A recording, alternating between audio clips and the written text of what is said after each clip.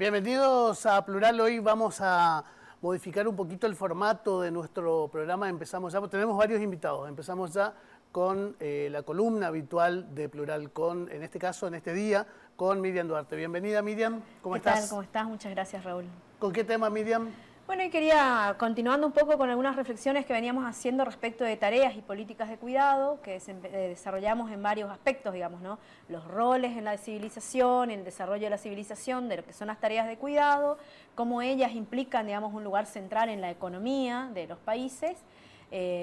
Y además hablamos también de cómo los estados van promoviendo y desarrollando políticas de cuidado, que es la forma en que los estados acompañan esas tareas de una manera que implique para las personas que las desarrollan una posibilidad de capacitación o de alguna manera recibir alguna remuneración o reconocimiento formal sobre eso, ¿no? Hablábamos del ejemplo, del reconocimiento de años de aportes por cada hijo criado por las mujeres y demás. Hoy me interesaba hacer un poquito de hincapié en cómo esos roles, en definitiva, que son roles estereotipados, tienen que ver con una asignación social de cuáles son las funciones y ciertos roles que deben cumplir tanto varones como mujeres y que implican una cantidad de presiones, digamos, ¿no? En cuanto a, por ejemplo, cómo cada une selecciona aquellas carreras o aquellas tareas que va a desempeñar en su vida, aquellos perfiles laborales que sean más cercanos a sus intereses y una serie de cuestiones que por ahí se ponen, no se ponen generalmente como en el tapete de la discusión, pero que evidentemente los estados también están empezando a poner en visibilidad y en valor, ¿no? Hablamos de que los niveles o las áreas de capacitación para varones y para mujeres siguen estando muy divididos, muy estereotipados, sobre todo cuando las mujeres pasan a tener o pasamos a tener, depende del caso, un rol netamente, digamos, ornamental o en el ejercicio de estas tareas de cuidado estrictamente, ¿no? Claro. Entonces, bueno, nos encontramos con una serie de movimientos, de organizaciones y también de demanda del propio Estado de ir incorporando a mujeres dentro de áreas donde no es habitual que se desempeñen, ¿no? Hay muchas organizaciones a nivel internacional, a nivel nacional, que trabajan por la incorporación, por ejemplo, de mujeres a las tecnologías. Esto tiene que ver con dos aspectos fundamentales. Uno es con la ampliación del acceso, la equidad en el derecho al acceso, digamos, a ciertas formaciones profesionales, por ejemplo, las que tienen que ver con el desarrollo de tecnología, como una forma de trabajo remunerado. Pero también hay otra instancia que tiene que ver con cómo desarrollar herramientas, aplicaciones y demás de base tecnológica que tengan como destinataria a las mujeres sin la mirada de las mujeres detrás en el diseño, en la propuesta y en la discusión de la practicidad, digamos, o de la aplicabilidad de esa herramienta, ¿no? Muchas veces esto lleva a tener que replantear muchas veces las mismas herramientas. Siempre planteamos que, bueno, yo entre otras cosas soy militante también del software libre, que tiene como uno de sus ejes la participación en comunidades, ¿no? Siempre decimos que los desarrolladores pueden saber mucho de desarrollo de software, pero pueden no saber nada de ciertas disciplinas en las que están desarrollando software y por lo tanto la interacción con los usuarios es fundamental para que ese desarrollo, esa herramienta, sea realmente de utilidad. Útil, claro. Exactamente. Y cuando hablamos de aplicaciones que tienen que ver específicamente con mujeres, que hay muchísimas, muchas veces dentro de esos desarrollos no hay comunidades de mujeres detrás aportando, ¿no? Por lo tanto es importante no solamente la participación de las mujeres en la evaluación, en el testeo de estas herramientas, sino también en conocer el proceso de producción de esas herramientas que después ellas van a utilizar. También tenemos otras áreas del Estado que en este momento están promoviendo y esto me parece que tiene que ver también de nuevo con dos aristas. Una es nuevamente la ruptura de estos roles estereotipados, la propuesta concreta de un acceso equitativo. Siempre digo que no podemos hablar de igualdad porque afortunadamente no somos todos iguales y está muy bien reconocer y respetar las diferencias. No me interesa para nada un mundo homogeneizado, Claro, claro.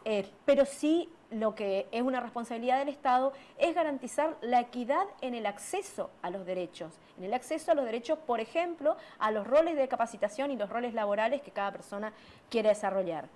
Por ejemplo, cuando hablábamos de tareas de cuidado, hacíamos la salvedad de que en general los varones que se ocupan de tareas de cuidado son médicos, son enfermeros, eligen roles de cuidado que después son remunerados. Rara vez ocurre, digamos, que las mujeres... Lo mismo con las mujeres. Exactamente. Los roles de cuidado, las tareas de cuidado se desempeñan por defecto, ¿no? Por las mujeres. Entonces, bueno, esa posibilidad de acceso de las mujeres a capacitarse como médicas o enfermeras, que también existe, desde hace algún tiempo, no siempre existieron esas posibilidades, hay que decirlo, también, bueno, implican que esas mujeres, además de las tareas de cuidado remuneradas que realizan, deben realizar también las otras, las no remuneradas, las de la casa, ¿no? Las que les corresponden. Las que le corresponden, exactamente. Como dice el estereotipo, como reza el estereotipo.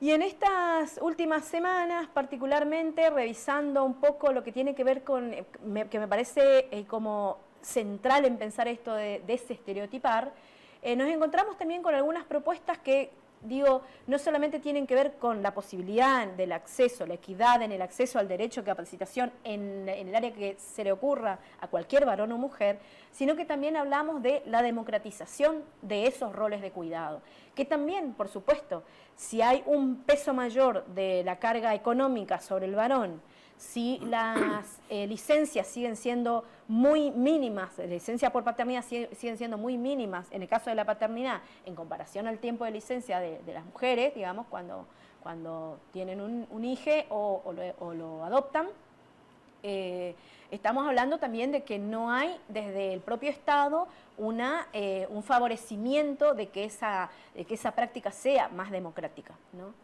Entonces me pareció interesante trabajar, ver un poquito lo que está pasando en un área que me resulta totalmente interesante y novedosa, que es el área de la construcción, ¿no?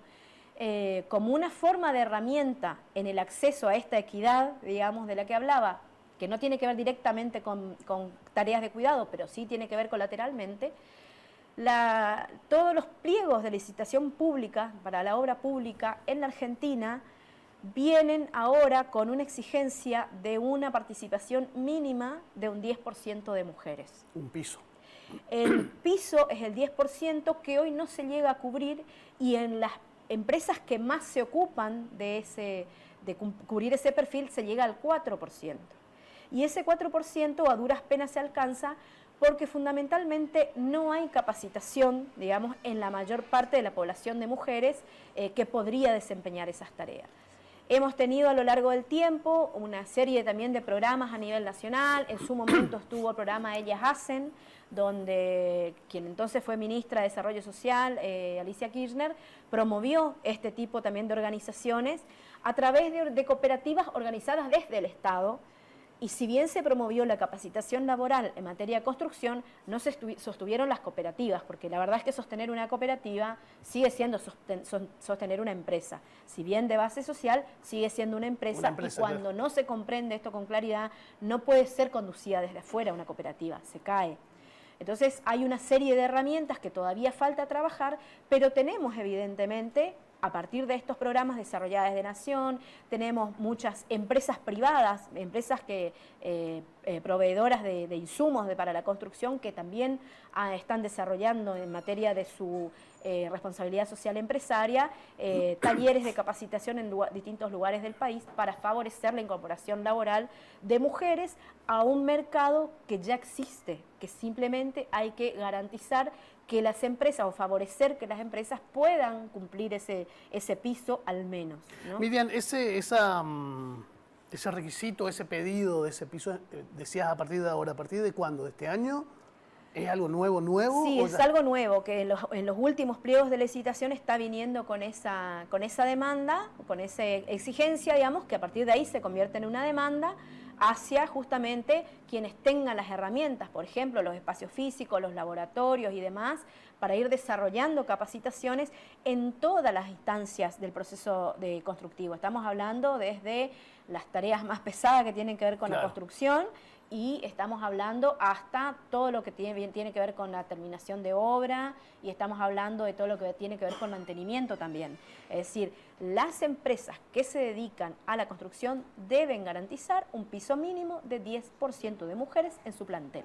¿Eso es para los que presten algún tipo de servicio al Estado? Es en principio, para participar en las licitaciones de obra pública, es una condición. Por lo tanto, para todas aquellas empresas privadas claro, que pretendan acceder a estas licitaciones, es necesario empezar a trabajar en este sentido, digamos.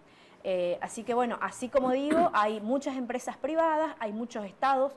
El Nacional está desde esta demanda, lo que está haciendo es promover, digamos, la generación de estos espacios de capacitación, que bueno, prontamente estarán en marcha también en nuestra provincia, y que me parece muy interesante pensado desde estos dos lugares, ¿no? Desde el derecho de las mujeres a desarrollar tareas no estereotipadas, por un lado, claro, la equidad en el acceso al derecho a capacitarse de lo que les interese. Siempre pongo como ejemplo que si yo hubiera podido cuando era adolescente, hubiera estudiado en una escuela técnica, claro, pero no pude hacerlo porque era una escuela de varones, ¿no? Así, de varones. Y además se favorece esta equidad también en lo que tiene que ver con las responsabilidades democráticas de los roles y las tareas de cuidado dentro de los núcleos familiares, que es una de las formas más sencillas y más asequibles, digamos, de ir modificando las miradas estereotipadas acerca de los roles de mujeres y de varones, y sobre todo, me parece muy importante, de que se visibilice el valor económico que tienen las tareas que desarrollan y pueden desarrollar las mujeres en la vida económica de un país, saliendo o intentando por lo menos sacarla de estos roles que principalmente estereotipan muchísimo sus funciones, que tienen que ver con esta cuestión de objeto decorativo, ¿no? Claro. Una cuestión ornamental en la cual el rol de la mujer es ser agradable visualmente a los ojos de los varones. Satisfacer lo visual, claro. Exactamente, y además sacarle presión, ¿no? Me acuerdo de algunas publicidades que existían hace un tiempo atrás, recuerdo respecto de las tareas de las mujeres, que una de ellas es que el señor cuando llega de trabajar, porque las mujeres no, deben atenderlo de determinada manera y desarmarse para que nada moleste al señor, ¿no?, que trabaja. Así que me parece un gran avance. No tan de los 70 esa publicidad, un poco más acá. No es tan lejano. Así que bueno, me parece muy interesante ir revisando qué va pasando. Sé que en la provincia de Misiones también la Unidad Ejecutora Provincial está trabajando al respecto y me parece muy interesante ver cómo el Estado desde sus distintos ámbitos puede ir promoviendo esta equidad en el acceso a los derechos y la democratización en lo que son todas las tareas de cuidado. Miriam, muchas gracias. Hasta la próxima. Hacemos una pequeña pausa y seguimos con más Plural.